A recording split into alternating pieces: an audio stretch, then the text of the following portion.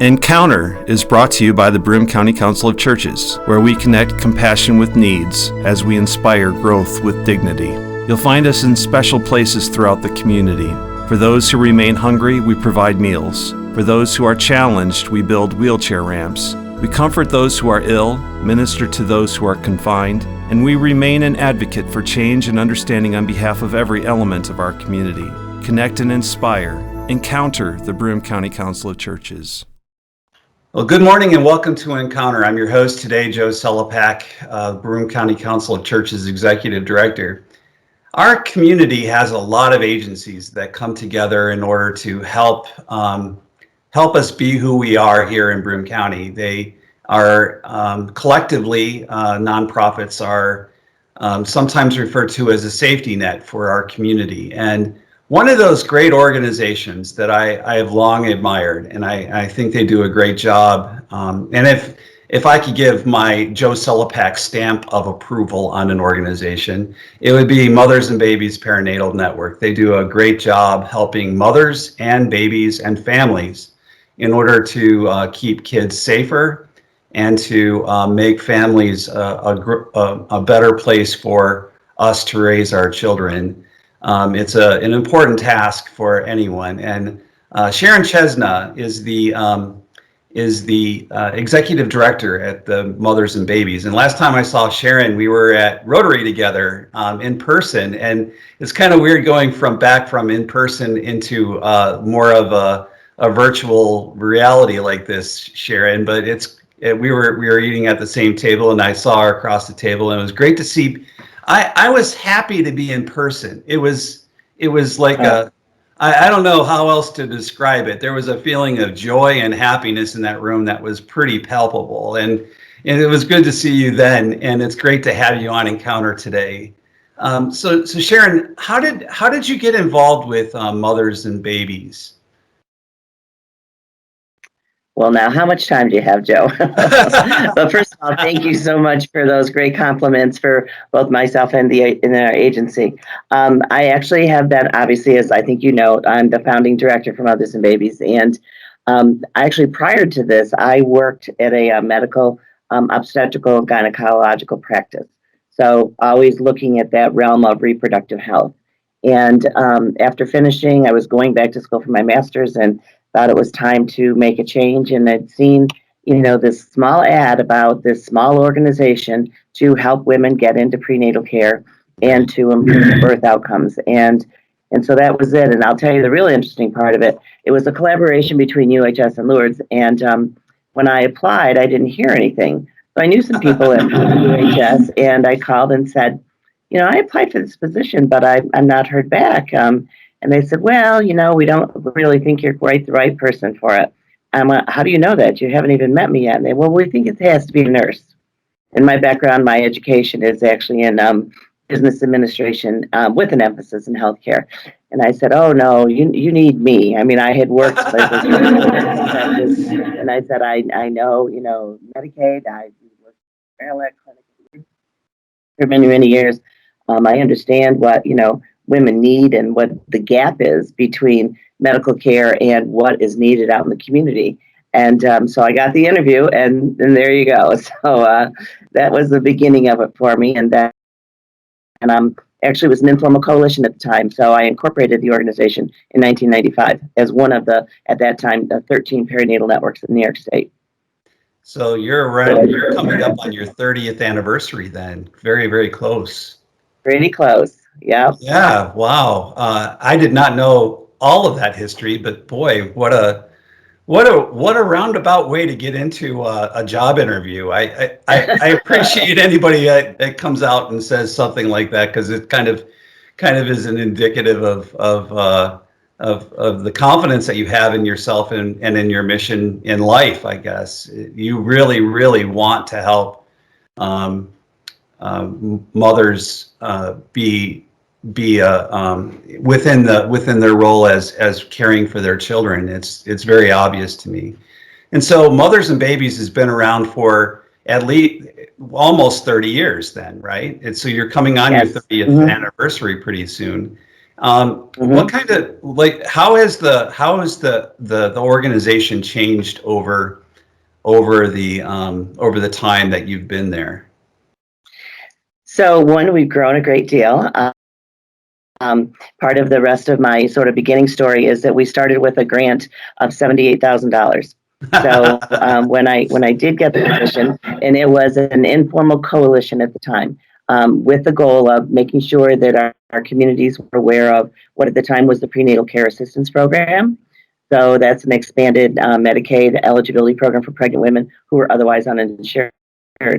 So I worked by myself in those few years. And then as we applied to become a perinatal network in 1994, with that funding beginning in 1995, we had one sole program. But the role of a perinatal network is really to look at the region or the community that you're serving and determine where are the gaps in services or other needs for predominantly pregnant women and for new mom or new family, with that baby's born. And so our job is really to look at everything. And if you looked at all of the perinatal networks across the state, everyone operates a little bit differently because we're assessing our communities.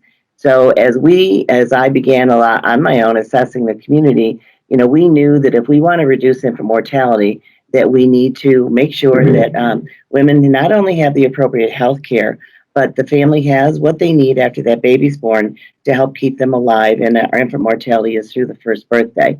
And when we look at some of those other factors, it's sort of how we grew the organization.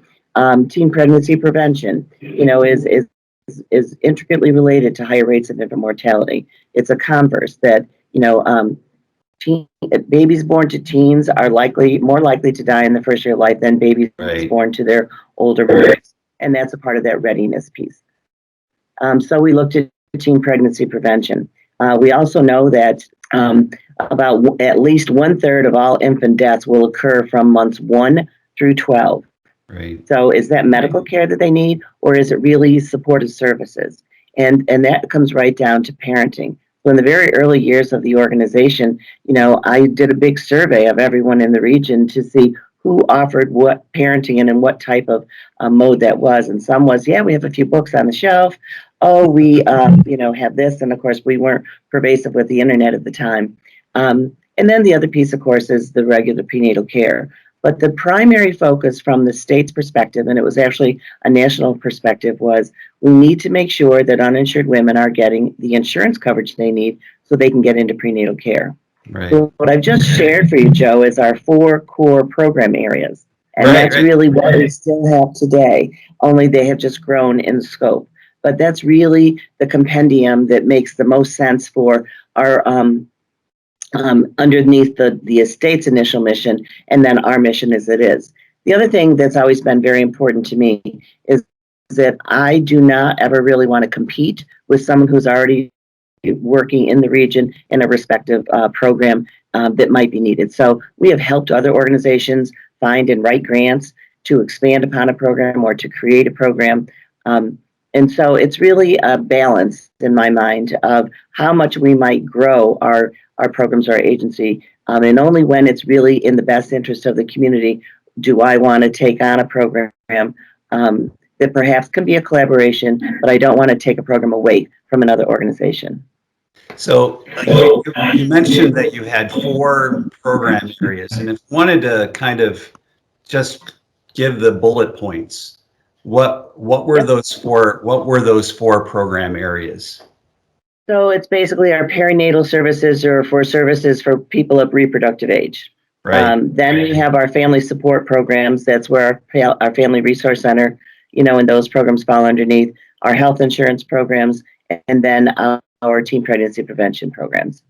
And those 4 program areas begin with a mother as she's giving, even before she gives birth. It's like teenage pregnancy prevention, then also helping a mother who is pregnant to be able to give birth in a safe way, which is where the health insurance comes in, and also to really do to really be with that child as that child comes out, because one of the things that Family Violence Prevention Council is where I really got to know your work.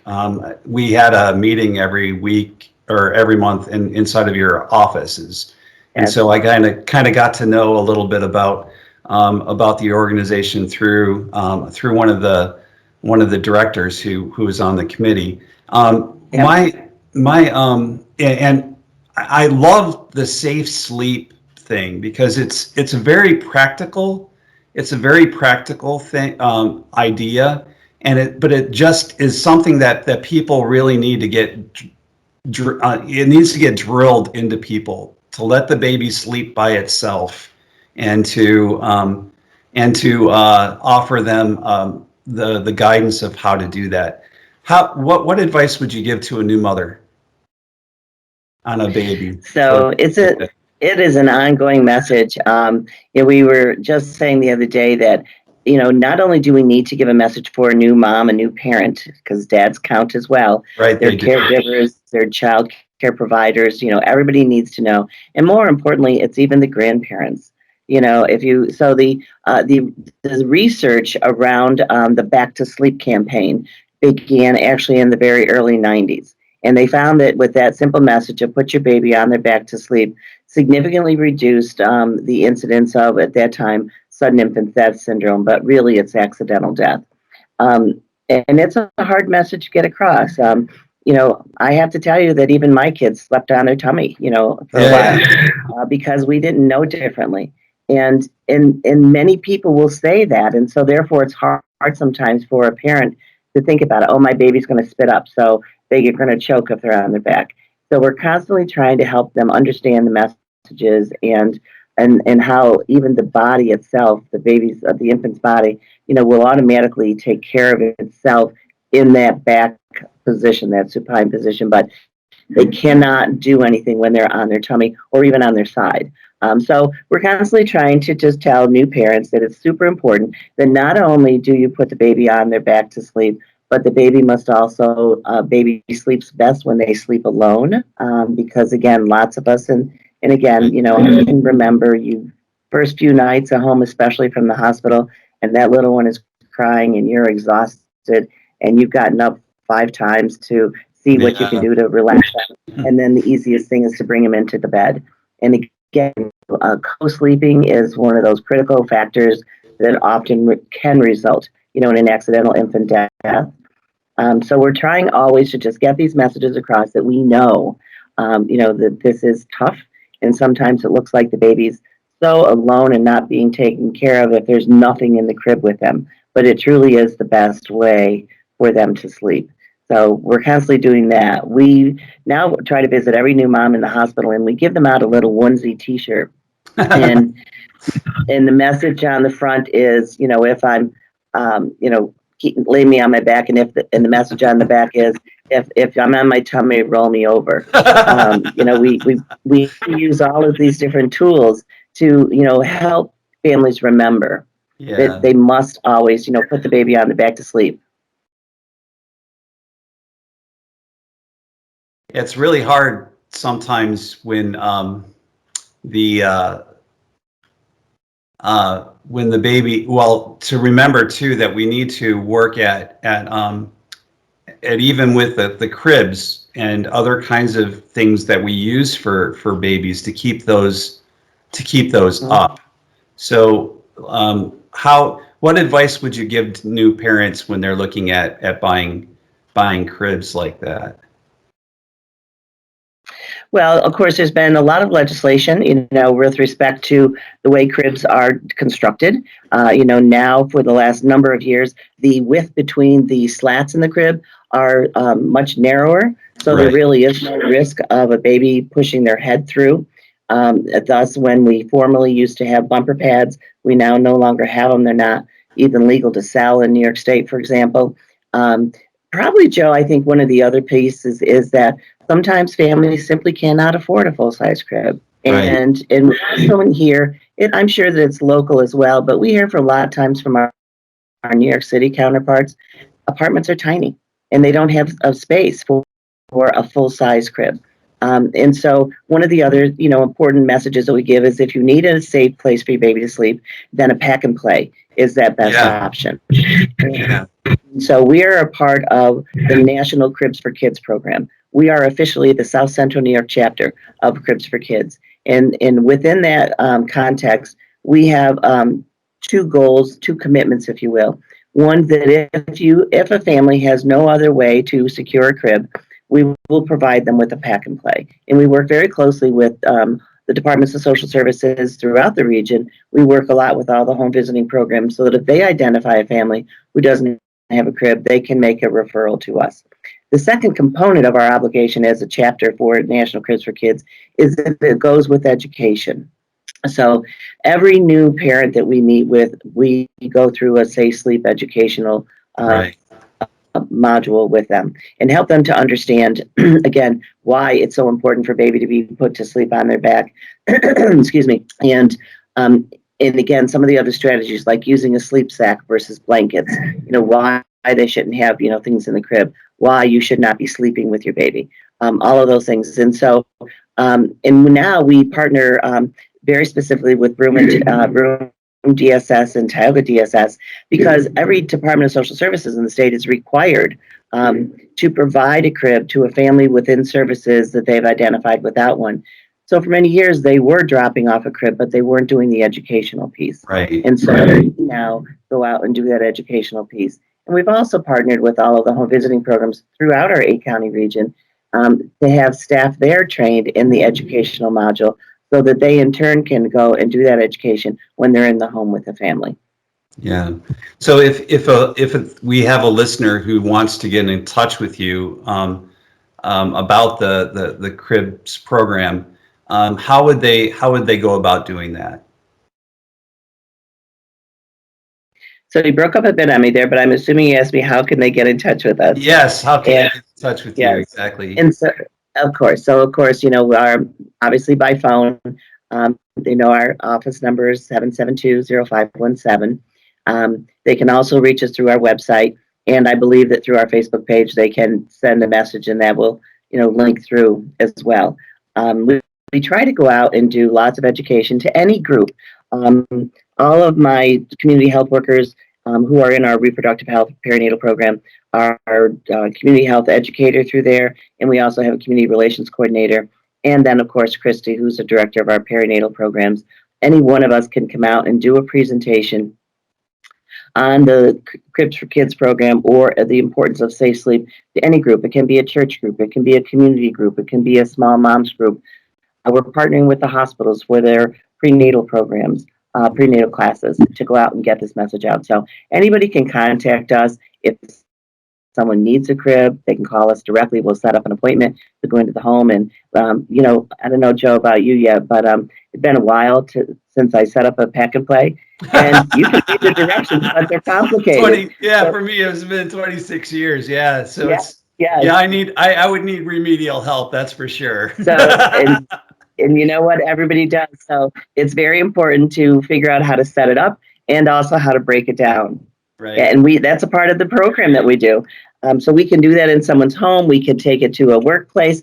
They could come to our office, however it is. We just want to get that word out. It's just super important. Now, you also mentioned that you work with health insurance because families, of course, need health insurance, and they need to have access to the exchanges, the various levels of health.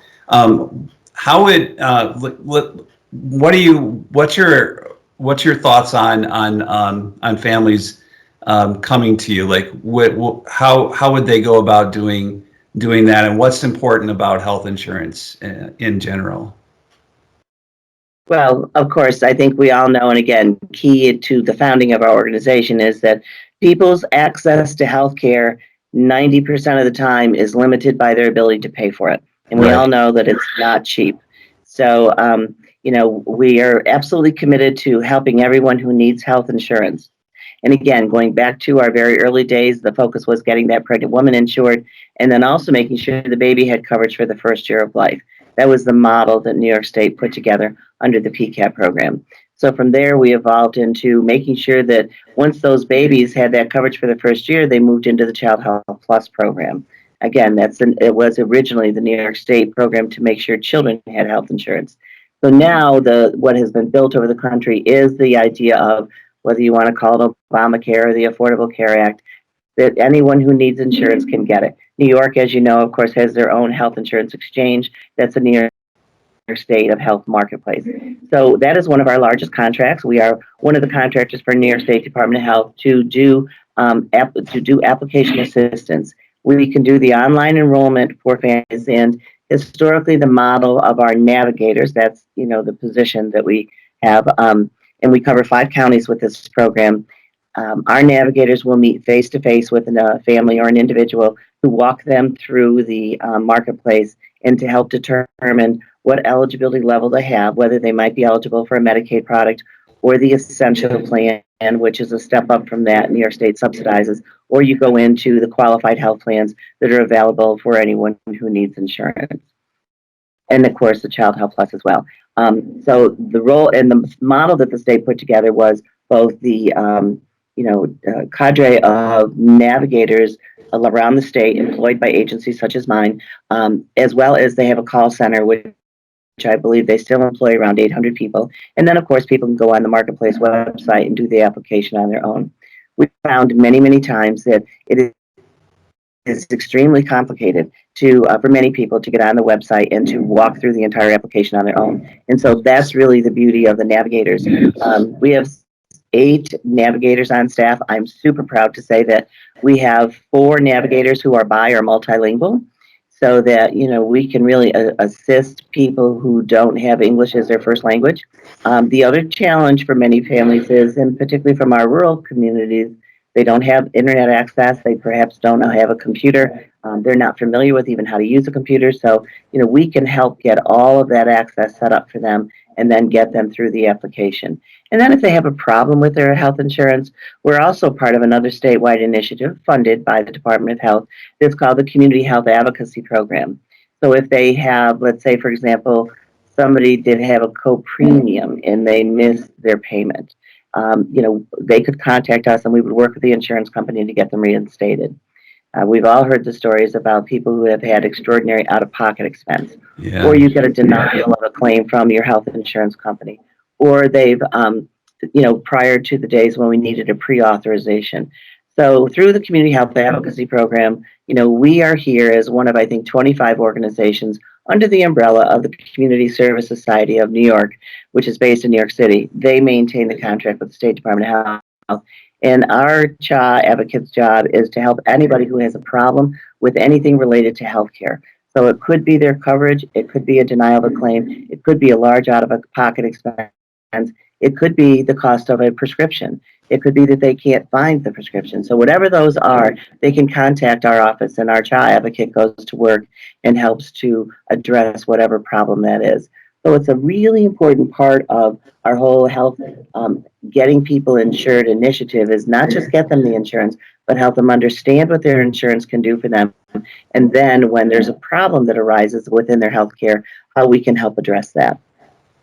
My guest today is Sharon Chesna. She's the executive director at the Mothers and Babies Perinatal Network here in Binghamton. You're located over on State Street, correct? Not Yes, too far from Lupo's, I think, is like, I always use that as the landmark for things. And Sharon, how can people get in touch with you again if they would like to? So we certainly welcome anyone walking into our office. Mm-hmm. Joe, if I can backtrack for 1 second, I want to say that particularly during the pandemic and because of COVID, our navigators were allowed by New York State to do all applications by phone or virtual. And we're continuing to do that. We're also now, happy to have people come to the office. And as I mentioned also, we cover an 8-county area. So we have, we have 14 outstation locations throughout the 5-county area for this project, where we actually, our navigators go. We have collaborations with other agencies and public libraries, things like that. So people don't always have to worry about getting to us. We will try to get to them or get to more convenient locations for them. But anybody can walk into our office for any service. And again, our job is to know who's doing what in the community. So it doesn't need to be they need our program. They may come in and say, I need to know where to go for WIC, and we get them connected to the health department. I need to go for food, and we might connect them to Chow or one of the food pantries. And then otherwise, they can call our office, and our number again is 772-0517. We still maintain an actual 800 number, but they're pretty much antiquated now. And then, of course, through our website, they can communicate with us, and that's monitored every day as well. So we try to get the word out as best as we can. And I did mention that we have a community relations coordinator, and her sole job is to literally visit every single physician office throughout our region, all 8 counties, just to let them know that there are services in the community. Yes, we'll share information about our services, but it is surprising. It's really where my sort of mission in history began when I transitioned from the physician office to mothers and babies, is that there was such a disconnect between much of the medical community and what's available in our community-based agencies and our human service organizations. Oftentimes, people just don't know about them. So her job is to just get out there and let everybody know that if you have a patient with a need, contact us and we'll help them get to the right agency. Any programs that are coming on that you would like to, last minute thoughts as to what folks might want to know about your agency? What would you say? I'd say I didn't have enough time, but I would really like to, and also just share the information about our PAL, our Parents as Leaders Family Resource Center.